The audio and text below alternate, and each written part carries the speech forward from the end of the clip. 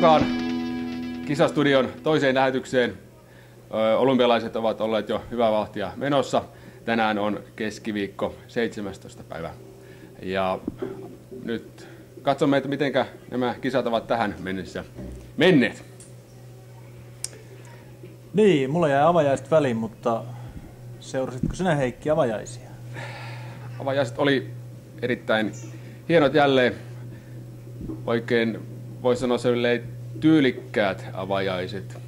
Hyvin näyttävät ne oli. Paljon myös sitä kansallisia piirteitä tuotu siihen mukaan. Ja mukavahan niitä avajaisia oli seurata. Mennään saman tien, mitä on tapahtunut. Nyt Suomen alku on ollut hieman nihkeä. Ja tällä hetkellä vielä mitalia ei ole Suomeen tullut. Lähimpänähän siellä on ollut mäkihypyssä Janne Ahonen 4. sijalla. Kyllä. Protestilla olisi voitu saada mitali. Niin, reilun pelin protesti. No arvaan vaan, jos ruotsalaiset olisi ollut vastaavassa tilanteessa, varmasti olisivat protestoineet, itävaltalaiset olisivat varmasti protestoineet. Niin. Olen siitä ihan varma. Mitä veikkaat? Minkälainen mahdollisuus olisi Suomella tänään? Siellä on lumilautailua tulossa ja naisten ja miesten sprinttiä esimerkiksi. Miesten 1000. No, miesten sprintissä se olisi aika yllätys. Miehet ei ole sprinttimatkoilla menestyneet.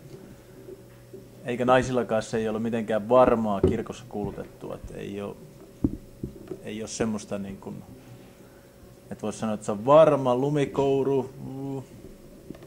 Siinä ja siinä. Se on vähän tämmöinen laji, että... No kisaveikkauksesta ylipäätään. Nyt on sitiusaltiusfortius.fi-sivuilla pystyy hyvin seuraamaan kisaveikkausta. Kerropa siitä hieman. Olet tehnyt hienot sivustot ja hyvät veikkailut. Niin, no siellä lasketaan yhteen tietysti edelleen näitä pisteitä, että tullaan kierroksesta 1-6 ja Sanna siellä pitkään johti, kunnes luistelu sitten sekoitti järjestyksen, että sinne tuli uusi kärki ja sitten siellä on mukana tämmöinen ihmeellinen toimija kuin Jouko Viisaus, joka tarkoittaa, että kaikkien arvaukset, veikkaukset on laskettu yhteen ja jaettu sitten lukumäärällä ja katsotaan, että miten se pärjää. Ja se pärjää yllättävän hyvin, kun pääsi vauhtiin, että on ollut nyt siellä top 10, josta sä muuten tipuit ihan juuri ja mä nousin sinne. Pois sieltä. Olympialaisia on myös täällä ilmiöpohjaisuus.ning.com ja siellä ryhmässä Sitius Altius Fortius on kovasti aihetta käsitelty. Ja mitä siellä on sitten puhuttu, menkää ihmeessä katsomaan tätäkin, missä tätä ilmiötä viedään eteenpäin, niin täällä esimerkiksi nyt on Jani Rita, Helsingin Jokereiden jääkiekon pelaaja, aloittanut otsikolla huippu-urheilun ja opiskelun yhdistäminen, onko mahdollista, ja se on... Janihan oli ykköskierroksen varaus aikana. NHL:ssä, joo. Kyllä. Paljon on nostettu olympialaismuistoja vuosien varrelta, tämmöistä nostalgiaa. Eri lajeista mäkihyppyä on tehty. Pohdittu millaisia kurssisuorituksia, millaisia tutkielmia tämän ilmiön kautta pystyttäisiin sitten tekemään. Ja sitten doping keskustelu on ollut myös erittäin kiivasta. Näin. Seuraavaksi meille tulee mukaan Kisastudioon erikoisvieras. No niin, ja Kisastudioon on saapunut erikoisvieras, nettilukiolainen, ja kerropa itsestäsi. No tarvitseeko sanoa muuta, että mä oon se Seppo, eli Partasen Seppo. 2 vuotta nettilukiosta tähän mennessä ja hiihtouraa takana 10 000 kilometriä. Tervetuloa Kisastudioon.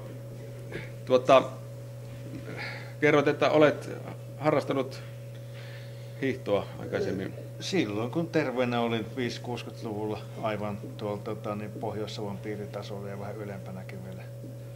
Jos ne huippusuoritus täytyy mainita, se on tämä Juha Miron voittaminen Suomen kansakouluissa mestaruuskisassa vuonna 1969. Juha hävisi sekunti. Jaa, ei sentään 100 sekuntia. No en mä niin vähälle viittynyt jättää. No niin, joo. Semmoinen suoritus, mitä harva pystyy kehumaan. Näin, eikä mäkään kehumaan, vaan totesin tosiasiaa. Niin. No, mitenkä sinä olet olympialaisia seurannut?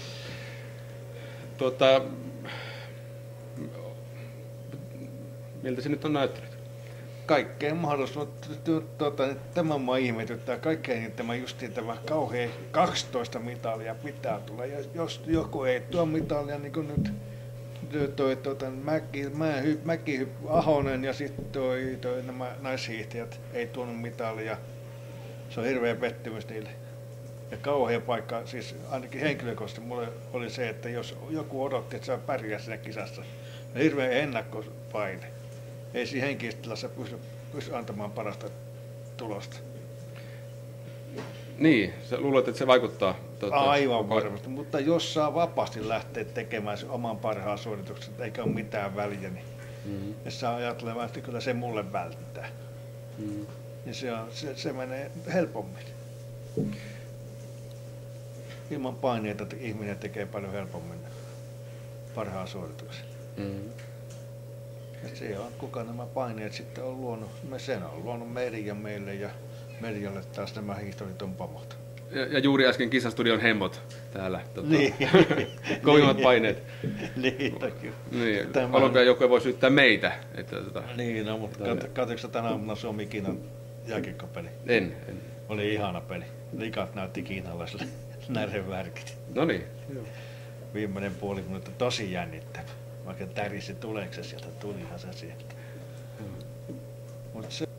Mitenkä täällä ilmiöpohjaisuus Ningissä olet ollut mukana? Mitkä aiheet sinulla on? No, lähinnä justiin doping. Joo. Doping on just se, joka on päivänsä. Ja siitähän mä yritin herättää keskustelua ammattilaisuuden, niin kuin äsken oli puhuttu, että ammattilaisuus kohta sallitaan eri lääketehtäiden miehet. Sitten mä hiihdän sen saksalaisen lääketehtäiden miehenä ja sitten toinen hiihtää toisessa joukkueessa. Tähän se tulee menemään 10-20 vuotta, niin se on sitten. Toivon, että ei olisi, mutta uskoisin, että on. Se on aika hankalaa kyllä. Kaikkialla meidän täytyy kilpailla. Onneksi ei täällä Otavan aluksessa kumminkaan ole kenenkään joukkuetta. Niin. Et siinä, kyllä siellä on mielenkiintoisia kirjoituksia täällä näistä asioista. Siinähän menee koko päivä, kun kattelee laskelee, että jos on vielä saamaan mielipiteensä vastaan, niin onpa tekemistä. Kyllä. Millaisia, jos olympiahistoriaa ajattelee, niin millaisia muistoja sinulle tulee mieleen kaikkein sykähdyttävimmät muistot? No kaikkein sykähdyttävät muistot Ironman Mäntyren nämä pussihousut, kun lepahti tuulessa 30 Innsbruckissa. Ja sitten tämä Seifeltin kruunun pää, Mr. Seifelt. Se oli siinä kenties yksi sykähdyttävimpiä. Ja vielä kaukaisempana Veikko Hakulisen voitot.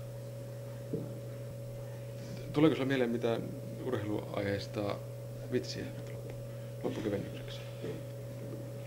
Saat rauhassa miettiä, että ei vielä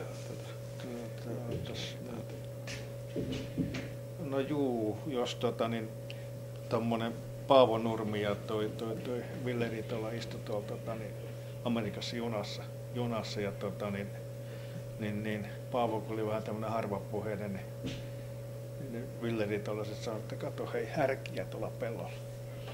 Paavo sanoi seuraavana aamuna Villelle, hei ei ne ollut härkiä, ne oli biisoneita.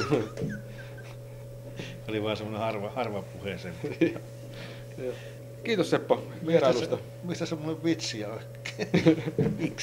Joo, kiitoksia, että saa olla mukana. Terveisiä kaikille opiskelijoille. Ja nähdään jälleen Kisastudion merkeissä. Joo, näin tehdään.